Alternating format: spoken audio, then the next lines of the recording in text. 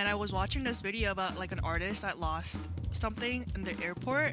And then I was like, wait a minute, is that Kayla? I woke up that morning to just like text like a bunch of our friends just like texting me like, oh my god, you're going to Kill Me Block Party. I was like, what? Like I didn't even know we were going. Yeah. With like being seasoned, I feel like there were a lot of challenges that you might have to like overcome. What are some challenges and like things that you didn't expect?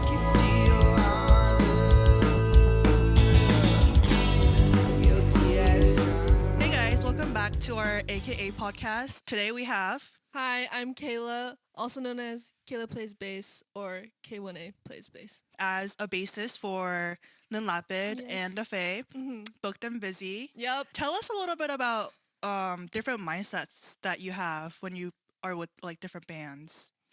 I think with like Lynn and the Faye, I think like the main difference is that with the Faye, I contribute a lot with like the bass lines and stuff like that, and with Lynn, I'm kind of just translating her music to a live show. So with Lynn's shows, I try to like keep it true to how she made it, recorded it. But she also gives me like the creative freedom to kind of play it like how a bass player would play it live.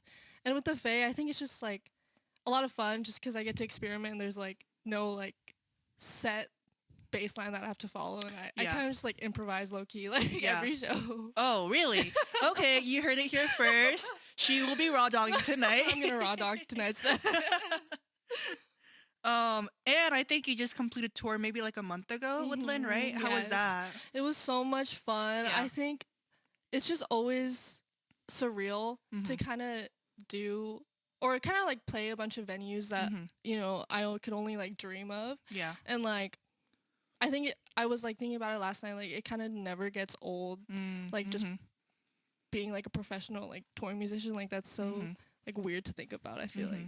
Was that your first tour with them? I don't know how way back No, you go. that was actually like my 6th tour with her. Shit, Yeah, okay, my bad.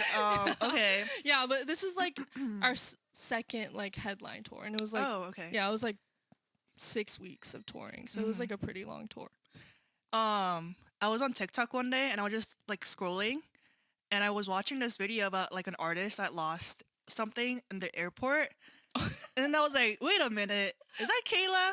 And it was like Lynn's account. Yep, And I was like, oh my gosh. Yeah, that Like- was us.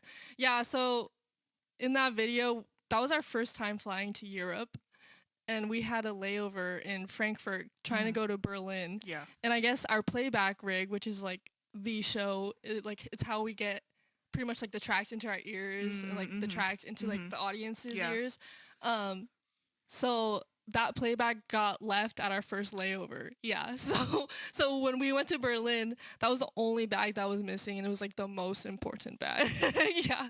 So we were like high key stressing out, but you know, our tour manager knew someone in Berlin with the playback and like saved the day. And then we eventually like found the playback rig and we got it back to LA and we reunited with it. It was just such a crazy experience, like first experience like going to Europe and Yeah, of course that happened. yeah, I know, like of course something was wrong. like the first day of Yeah. tour, like dang, we didn't even have a playback. It was just insane, but it's a good story to tell. And what was in your tour bag when you traveled? Ooh, what's in my tour bag? Yeah. Honestly, if I'm flying, if it's a flying gig, I try to keep it very light, just because I don't really trust TSA. Yeah, especially right now. Yeah. So in Europe, I was actually able to get Ernie Ball to send me a bass, so like I didn't have to bring any of like my main basses. So I brought an Ernie Ball.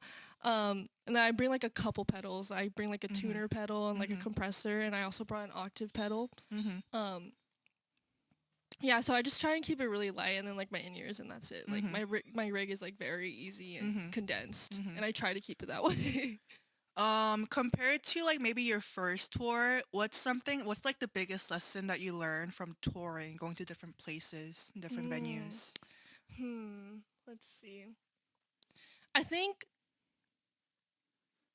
like for my first tour and me right now, I'm like a very like different person. I feel like just like trying to meet as much people as I can, because I think my first tour I was just like so excited, like dang, I'm on tour, but like but now having like this much experience, I think like just like knowing how the industry works and stuff like that, I think I have a like better understanding on how to like do everything like way more. Like once you're at like season, yes, experience. Yeah, so it's like it's kind of like go like so, yeah. I love that for you. Thank you. And I saw that the Kilby Block Party lineup came out, and I saw the Lapid's name. Are you excited for that? I'm so freaking excited. It's actually really funny because I woke up that morning to just like text like a bunch of our friends just like texting me like, oh my god, you're going to Kilby Block Party. I was like, what? Like, I didn't even know we were going. And then I texted Lynn and she was like, oh, I found out yesterday too. And I was like, oh my god, it's crazy. But yes, I'm really excited. I think it's like so funny just like seeing like all those big artists, and it's like what the heck? You guys are low-key like center, like on the poster. I was like, oh my god, but I'm like Turnstile and Lynn Lapid at the same time. But like hell yeah. And I only like saw that because Aram and Anna already go there like every year, I would say. And I was like reading it, and I was like, Lynn Lapid. Wait a minute. Really? Does that mean Kayla's playing? I know. Yeah. It was just like, it's so cool. Just like be a part of the festival, but also be a part of like a festival with like that many like iconic artists. Yeah, I've seen a lot of like positive comments about the lineup, so I'm really excited for you. Yeah, I think it's cool because like I even knew about the festival before like we were on the lineup, so it's just cool. Like the first time I'm gonna be attending it, it's like I'm playing it. And with like being seasoned, I feel like there were a lot of challenges that you might have to like overcome. What are some challenges and like things that you didn't expect? I think some challenges are like you hear a lot that there's not a lot of like women in the industry, and I see that a lot, and it's like it's really hard, especially when like every venue there's just men there, and oh my god, and like don't even like it's really hard, like that thing's like real, and I feel like I was aware about it, but like to experience it is a different story, and it's like I try to combat that by knowing like my rig, like knowing everything, like knowing the setup and stuff like that, just because I'm a woman, but it's like like I know my shit, Don't underestimate Kayla. Exactly. And I see your social media videos pop up every once in a while. How do you navigate being a musician but also having a social media presence? Does that help you in any way for your personal brand, or is that like something you do for fun? Well, I think at first I did it for fun. And as I like continue to do it, I was like, yeah, this is fun, but it's not like something I really want to do like forever. Like I knew I wanted to go beyond like just social media. But I think like having a social media really helps you like get to that place, because it's kind of like everyone says it's like a portfolio of what you could do, and like that's real. That's why I like really encourage people to like start posting, because it's true, like you never know who sees it.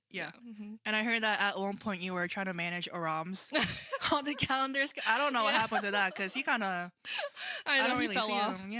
I was trying, but it's hard. I'm busy.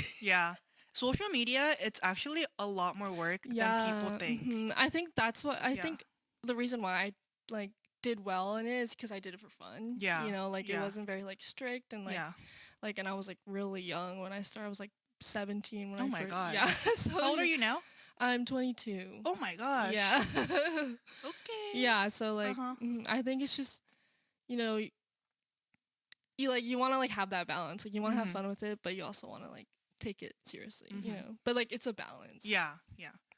What are some of the favorite songs that you've covered, and maybe like songs with like underappreciated bass line, or your favorite bass lines? Ooh, that's a good question. My favorite cover, I have so many covers. Like it's crazy.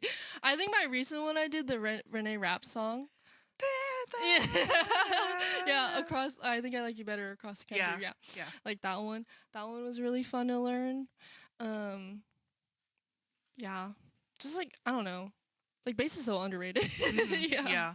Like once you hear it, you're like, oh, wait, bump that up. I know. Like wait, I kind of like this. And what is your bass of choice? That red one that you have. Ooh, my bass. Is that your choice. baby? Bro, they're all my babies. I Right? feel like I see the red one the most often when I'm Mhm. like scrolling. I think the red one is like it's just like so nice. Like it's just a red, like the perfect red color. Yeah, it really is. It's like yeah. a Fender. I love Fender. Yeah. But I also really like the Ernie ball I just got, Mm-hmm. just because like it's such a fun bass to play, Mhm. and it's like it's a short scale, so it's like really like light and it's like convenient to play sometimes. Okay, because I was gonna ask what's the difference because I don't play bass, Oh but yeah. No, like so like for basses, there's like different like pickups, and like the Ernie ball has like a humbucker pickup, which is a little like more punchier. Yeah, and it's just like it's really fun to play. Okay, I'm gonna just take your word for it. Yeah. It's more fun to play. Write that down. Write that down. But I love them equally. Yes. Oh, I just had a question and it like slipped my mind. It's okay. Crap. Oh, to any aspiring bass players or like beginners, any words of wisdom from a seasoned veteran? Ooh, I think don't stop playing. Document how you play, and also like just have fun with it. Like it's never that serious, you know? But also be very disciplined. Because sometimes you hit a wall, and sometimes you want to get over that wall. Yeah. All right. I think that's all the questions I have for today. Yay. Thank you so much for spending your time after practice Of to course. film this. I'm excited. We're playing a show. Oh, they are playing a show at Wish You Were Here in Corona. So hopefully we'll get some footage from that. Yes. But I'll see you guys next time. Yay! Yeah. Yes, of course. Thank you for having me. No problem. All right. Bye. Don't dance inside the circle. My machinery is broken. Don't complain, kick you in your head. And consider lucky. Jumped it up and down.